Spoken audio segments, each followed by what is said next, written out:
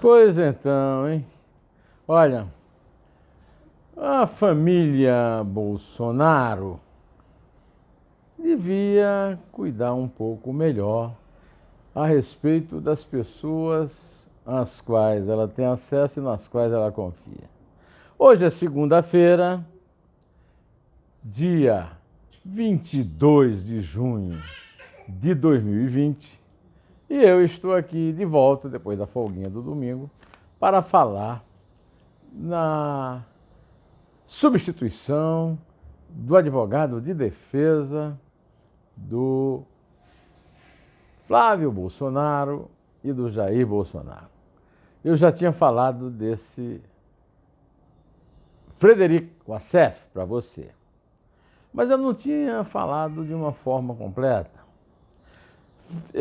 Eu recebi informações, primeiro do Paraná, depois de Altamira, no Pará, a respeito da participação deles em 2 episódios infames relativos à mesma coisa.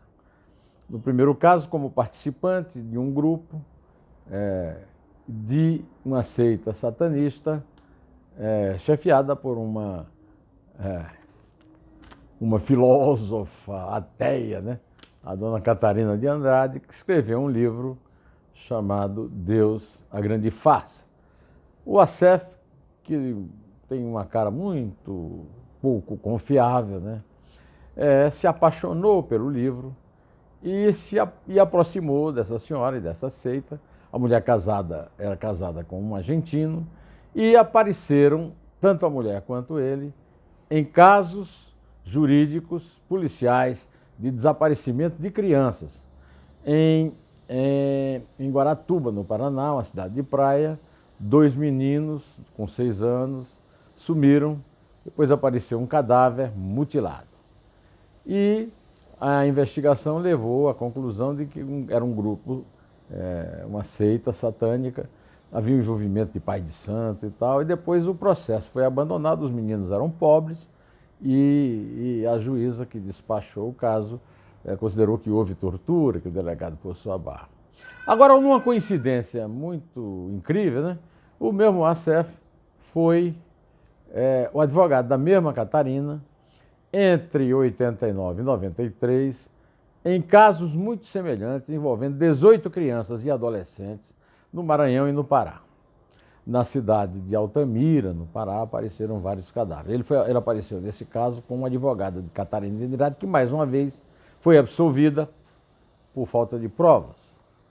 Pois bem, esse camarada é o camarada em cuja casa, que ele improvisou como um escritório de advocacia, mas, na verdade, segundo as informações que eu li dos jornais na época, era a casa dele já na época desse caso satânico aí, lá em Atibaia, colocando uma placa Wassef e Sonneberg. Sonneberg é o nome de um campo de concentração nazista na Polônia, mas também é o sobrenome de uma prima dele, que é sua sócia no escritório de advocacia. O que é certo é que isso se soma à presença do boneco do Scarface, né? O cubano, que foi um crudelíssimo gangster em Miami, à época da lei seca nos Estados Unidos, e se imortalizou com Robert De Niro no filme famoso, né? Pois bem, tem lá um boneco dele. Tem lá também o cartaz. Do lado 5, então, nós vemos aí uma mistura de ditadura militar com campo de concentração nazista, com máfia, né? E com satanismo. Agora, os Bolsonaro, como seus fiéis seguidores e militantes, né, não leem os jornais, né? Não leem os jornais. Por isso mesmo, se juntam com esse tipo de advogado. Mas o advogado em cuja casa ficou hospedado o Fabrício Queiroz, quando foi preso pelas polícias do Rio, de São Paulo, a partir de um inquérito do Ministério Público do Rio, e com assistência de 3 diretores, dirigentes da Ordem dos Advogados do Brasil, de Campinas, porque para resolver esse problema da possibilidade de não estar invadindo um escritório de advocacia, né?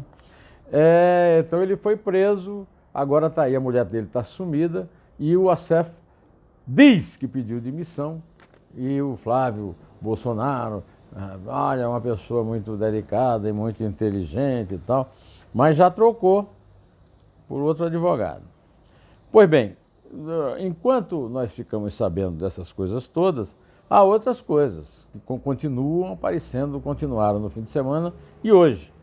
Hoje, o inquérito da investigação sobre financiadores, organizadores e participantes dos atos golpistas antidemocráticos a favor de intervenção militar com Bolsonaro, ato 5, pelo fechamento do Congresso e do Supremo Tribunal Federal, já descobriu uma coisa que todo mundo desconfiava, mas agora ficou patente, né? Que é o seguinte: os deputados, todos do Partido Social Liberal, que o Bolsonaro se elegeu por ele, mas já saiu dele numa briga com o atual presidente, sempre presidente Luciano Bivar. Bia Kicis, General Girão, Guiga Peixoto e Aline Sleuches foram descobertos repassando dinheiro do fundo eleitoral para a organização desses atos. Em primeiro lugar, o fundo eleitoral é uma coisa abominável. Não tem o menor sentido todo cidadão financiar a campanha eleitoral de partido, que é uma coisa que significa uma parte, né? Então eu sou obrigado a financiar o candidato em que eu vou votar, mas que eu não queria financiar, e o candidato que eu não queria que fosse eleito. Agora, pegar o dinheiro público, isso é dinheiro público, dinheiro que sai do nosso bolso para financiar contra o povo, atos contra o povo, porque o Bolsonaro fica falando em povo. Ainda ontem, domingo, no velório do paraquedista que morreu porque o paraquedas não abriu, ele fez um discurso lá altamente impróprio, né? E dizendo que o povo é que manda na democracia. Quer dizer, não, que as Forças Armadas são a favor da democracia, mas a democracia quem manda é o povo, né? Tá certo.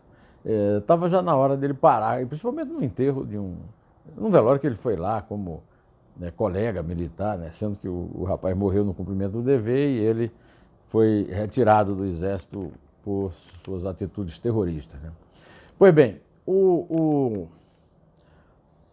Bolsonaro também inspira aquele grupo 300 pelo Brasil, liderado pela senhora Sara Giromini. A Sara está presa. E ontem, a Polícia Civil do Distrito Federal deu uma vasculhada numa chácara que era usada para treinamento paramilitar e para organização desses atos, como aquele, por exemplo, imitando a Ku Klux Klan e os nazistas com tochas que escureciam ainda mais, tornavam maiores ainda as trevas de Brasília, né? O dono da chácara é o senhor... cadê o nome do cara? André Luiz de Paula. É um fanático bolsonarista, está metido naquele episódio lamentável do foguetório sobre o Supremo Tribunal Federal, está metido nesse grupo 300 pelo Brasil, que na verdade houve quem contasse, são 17, esse é o povo do Bolsonaro, é o povo brasileiro, 17 pessoas, e que está sendo investigado como um dos participantes do financiamento desses atos subversivos e estúpidos. Como é que é um ato que é financiado pelo povo, contra o povo, por representantes do povo que se orgulham de ser representantes do povo, para acabar com o Estado de Direito que acaba com a representação do povo no poder republicano, né? É uma contradição terrível. Nesse fim de semana, aliás, eu falei aqui no Flávio, eu falei no Fabrício e não falei do Flávio. O Ministério Público, foi divulgado que o Ministério Público do Rio considera que o Flávio Bolsonaro, o 01, o primogênito do Bolsonaro, é o chefe da organização criminosa que fazia aquela arrecadação de dinheiro público repassado para servidores que não trabalhavam de volta para ele, para pagar as escolas dos filhos, para pagar os planos de saúde, e além de o Fabrício ter feito muitos contatos, era muito amigo do capitão Adriano Magalhães da Nóbrega, e ter recebido R$ 400 mil de um depósito em dinheiro sem origem na conta dele. Pois é, com o novo advogado, o Flávio certamente vai tentar interromper de novo. Ele já tentou 10 vezes e perdeu, né? Mas é bom comentar que esse inquérito aí que o Ministério Público apurou para poder prender o Fabrício demorou porque ele conseguiu, através de um acordo do Jair Bolsonaro com o Dias Toffoli, presidente do Supremo, suspender durante 6 meses todas as investigações de crimes financeiros no Brasil. Antes de terminar, eu quero aqui recriminar de forma bastante áspera o governador João Dória, de São Paulo, que está aí vendendo essa balela de que está obedecendo a ciência para fazer flexibilização de isolamento social. Isso é uma absoluta mentira. Não há ainda uma inflexão da curva. É uma loucura o que está fazendo. Daqui a 15 dias nós vamos pagar uma conta alta em número de mortos. Já temos 1 milhão de contaminados no Brasil, mais de 50 mil mortos, aos quais o Bolsonaro não dedica nem uma palavra de carinho, imagina uma visita ao velório. Ele fez uma coisa elogiável, não condenável, não critico, de ir ao enterro do paraquedista, mas podia ter ido lá. Mas a coisa que mais eu telefonei pessoalmente para o João Dória para dizer que a Polícia Militar tem que ser cuidada da Polícia Militar. E continua a Polícia Militar de São Paulo praticando barbaridades.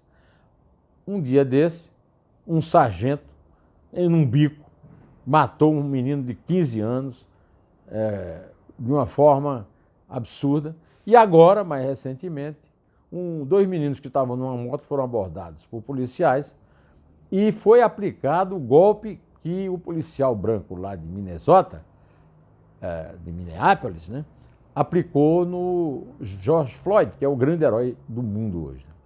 O menino sobreviveu, graças a Deus, mas desmaiou 2 vezes. E você vendo o vídeo, graças a Deus, algum vizinho, algum circunstância gravou, o primeiro policial usou de extrema violência, e segundo, não há nenhuma cena de pugilato, quer dizer, dos meninos enfrentando a polícia, o que seria, sobretudo, uma burrice. E, além do mais, foram jogados no camburão como se fossem cadáveres. Além do soldado ter feito a mesma coisa que o policial de Minneapolis fez com o George Floyd, que não resistiu, e o menino, felizmente, acordou de dois desmaios. E eu vi uma entrevista do Coronel Camilo, que é o comandante da polícia, que era uma entrevista para dar demissão, viu? Ele disse que aquele golpe que enojou o mundo, que é uma prática comum na polícia dele. O Dória precisa mudar urgentemente as práticas comuns da polícia militar dele e continuo dizendo, esse índice violento de polícia militar é muito suspeito e faz parte daquilo que eu avisei. Eu estou avisando. As polícias militares estão folgando muito porque contam com a anuência do presidente Jair Bolsonaro, do comandante da Guarda Nacional, o Aginaldo de Oliveira, marido da Carla Zambelli, que choramingou quando descobriram lá a conta dela, etc. Quebraram o sigilo. Né? Antes de terminar, eu quero primeiro despedir desculpa a Rosilene, que eu chamei de Rosemary nessa psicopatologia da vida cotidiana, viu, a mulher do Benjamin, que eu saudei no meu vídeo de sábado. E também queria lamentar muito, muito a morte, o súbito infarte que levou o grande poeta, autor de Fuzuê de Finados, autor de grandes obras poéticas e teatrólogo também, dramaturgo, Severino Marcos Tavares. Marcos Tavares é um dos maiores poetas da história da Paraíba, o estado do Augusto dos Anjos. E eu, como poeta paraibano, amigo dele, da mesma geração, lamento a sua morte, choro a sua morte e peço que a lembrança dele seja mantida para que ele se mantenha vivo entre nós na sua poesia. Bom, direto ao assunto. Em Té, e só a verdade nos salvará.